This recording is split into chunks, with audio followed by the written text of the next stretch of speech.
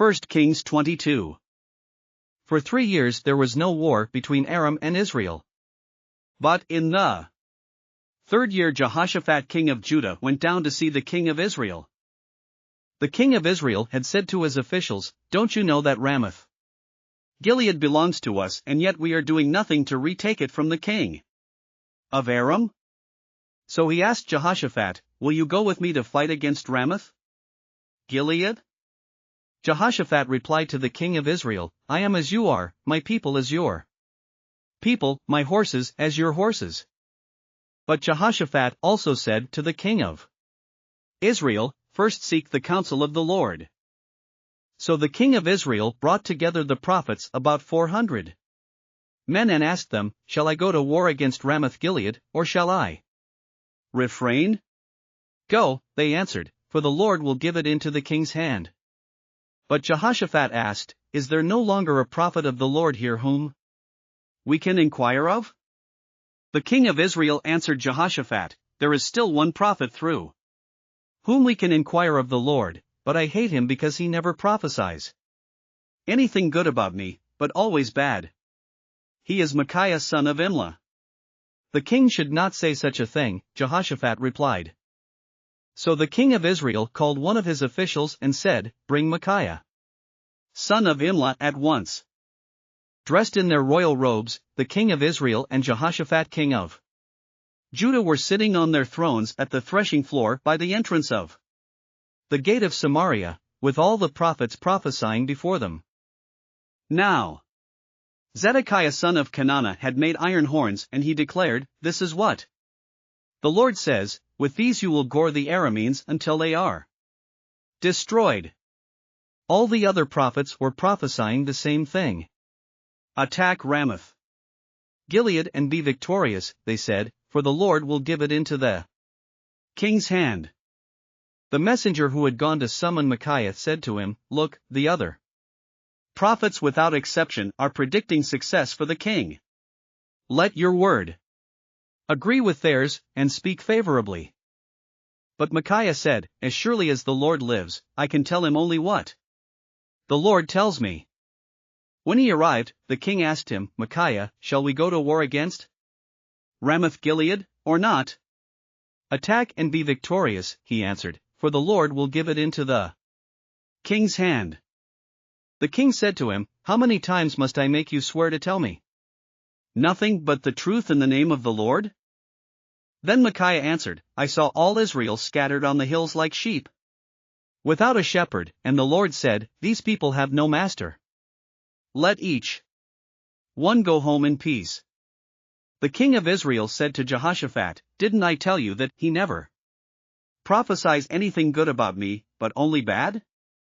Micaiah continued, "Therefore hear the word of the Lord. I saw the Lord sitting on his throne with all the multitudes of heaven standing around him on his right and on his left. And the Lord said, Who will entice Ahab into attacking Ramoth Gilead and going to his death there?" One suggested this, and another that. Finally, a spirit came forward, stood before the Lord and said, "I will entice him." "By what means?" the Lord asked. "I will go out and be a deceiving spirit in the mouths of all his prophets." He said, "You will succeed in enticing him," said the Lord. "Go and do it." So now the Lord has put a deceiving spirit in the mouths of all these prophets of yours.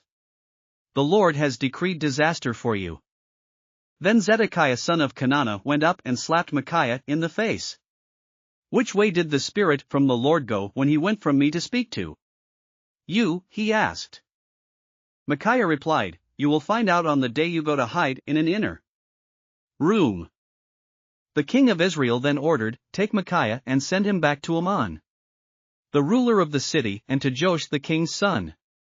And say, This is what the king says, Put this fellow in prison and give him nothing but bread and water until I return safely." Micaiah declared, "If you ever return safely, the Lord has not spoken through me." Then he added, "Mark my words, all you people." So the king of Israel and Jehoshaphat king of Judah went up to Ramoth Gilead. The king of Israel said to Jehoshaphat, I will enter the battle in disguise, but you wear your royal robes. So the king of Israel disguised himself and went into battle. Now the king of Aram had ordered his 32 chariot commanders, do not fight with anyone, small or great, except the king of Israel. When the chariot commanders saw Jehoshaphat, they thought, surely this is the king of Israel. So they turned to attack him, but when Jehoshaphat cried out, the chariot commanders saw that he was not the king of Israel and stopped pursuing him. But someone drew his bow at random and hit the king of Israel between the sections of his armor. The king told his chariot driver, wheel around and get me out of the fighting. I've been wounded. All day long the battle raged. And the king was propped up in his chariot facing the Arameans. The blood from his wound ran onto the floor of the chariot, and that evening he died. As the sun was setting, a cry spread through the army, every man to his town, every man to his land. So the king died and was brought to Samaria, and they buried him there. They washed the chariot at a pool in Samaria, where the prostitutes bathed. And the dogs licked up his blood, as the word of the Lord had declared. As for the other events of Ahab's reign, including all he did, the palace he built and adorned with ivory, and the cities he fortified, are they not written in the book of the annals of the kings of Israel? Ahab rested with his ancestors, and Ahaziah his son succeeded him as king. Jehoshaphat son of Asa became king of Judah in the 4th year of Ahab king of Israel. Jehoshaphat was 35 years old when he became king, and he reigned in Jerusalem 25 years. His mother's name was Azubah, daughter of Shilhi. In everything he followed the ways of his father Asa, and did not stray from them. He did what was right in the eyes of the Lord. The high places, however, were not removed, and the people continued to offer sacrifices and burn incense there. Jehoshaphat was also at peace with the king of Israel.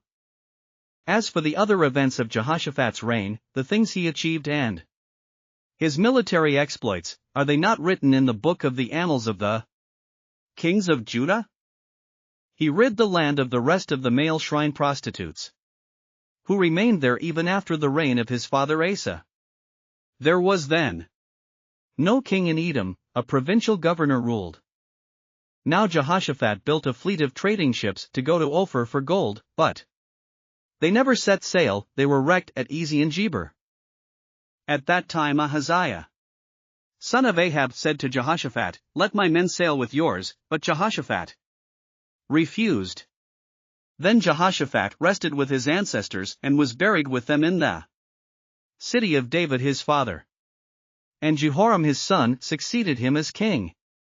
Ahaziah son of Ahab became king of Israel in Samaria in the 17th year of Jehoshaphat king of Judah, and he reigned over Israel 2 years. He did evil in the eyes of the Lord, because he followed the ways of his father and mother and of Jeroboam son of Nebat, who caused Israel to sin. He served and worshipped Baal and aroused the anger of the Lord, the God of Israel, just as his father had done. Thanks for listening to another chapter of the Bible. At My Faith Fuel, we believe a good coffee fuels your faith and energizes your day. Please visit myfaithfuel.com to explore our delicious coffee blends. Part of each purchase goes to training worshipers around the world. Thanks for listening.